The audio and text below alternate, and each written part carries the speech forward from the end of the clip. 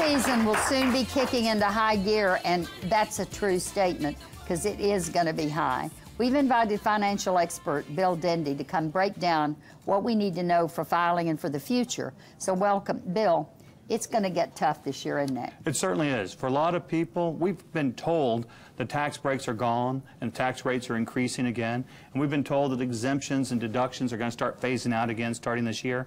But it's not going to be, and it happened in 2013, but it's not going to be until people file their taxes in 2014, this April, that they really get the shock of what happened. So does this mean, in other words, do we have papers that show us what deductions are no longer going to be used, or are we just supposed to hear on television? Or do we file our tax return claiming those exemptions, and then they come back to us and say, no, that's no longer pertinent? Well, fortunately for most of us, we don't do our own taxes anymore, do we? We go into TurboTax. Oh, that's right. We do them ourselves. We still use a software program. Yeah, but there are some people that do their own taxes, and they do QuickBooks. And bless them if they do it without computer assistance, because I think anymore you need that TurboTax or some other computer assistance to do it, and those will automatically start reducing your exemptions and your deductions if you fall into that category. But there are some things we should start doing now. Okay, Don't wait until April, because for a lot of folks, they're going to be shocked. They're going to go, oh my goodness, what should I have done? Well, we can start right now by taking some proactive steps. Number one is, it's still not too late to make those IRA contributions. We can make IRA contributions until April 15th, until tax filing time for us.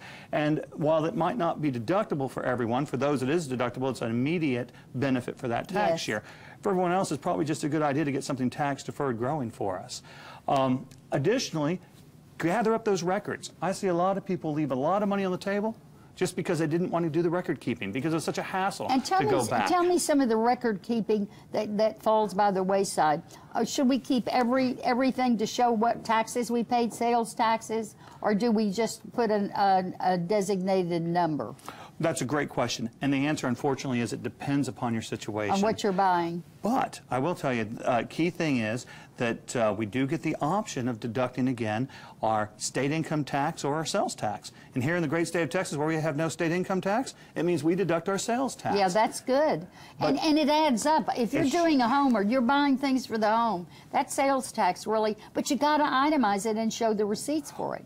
You don't have to do that. You don't? Yes, that's the benefit, is that the IRS will give us tables based upon our income and where we live, is how much we can take without keeping all those receipts. But if you buy a car, or if you buy an airplane, or a boat, or something big ticket item that's going to have high taxes, then you've got to then you want to keep that one in addition. But other than that, we have a shortcut. Another shortcut this year that wasn't available in previous years is for people who have home offices.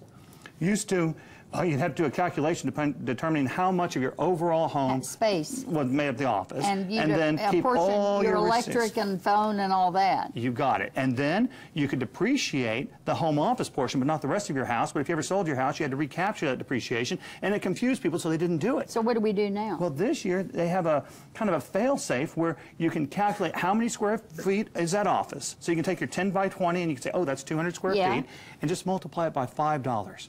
Really? So you get a $1,000 deduction. That's great. And you don't have to keep any math on it. And you're not subject to recapture. You can include the bathroom, too, because you can't have an office without a bathroom. Well, if it's exclusively for business, and what kind of business? I don't know. But, you know, yes, we want to take those deductions into account. In other words, it's limited now, and it may not be as high. Take everything you can.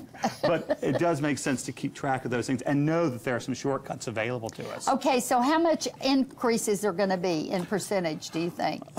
And we've got to wrap this up quick, but I do want to know. For the highest earners, it's going to be the most sobering. We're up to 39.6% tax bracket. If you earn over 200,000? Married or filing jointly, it's over 400,000. But over 200,000, we start losing our exemptions and deductions. And we also have the 3.8% surtax on investment income that didn't used to exist. We just used to pay our ordinary income or our capital gains, but now there's this extra tax on top of investment income. Well, you voted for it. You've got it in there. This is what happens when we go to the polls, isn't it? It should be a reminder, and maybe people will pay attention, because oftentimes people are voting their checkbook. That's right. Check out our website at thebroadcasttv.com for a link to Bill Dendy tips and website. And if you're looking for some fun tonight to drown those Monday blues, we've got the perfect event for you. His name is Randall.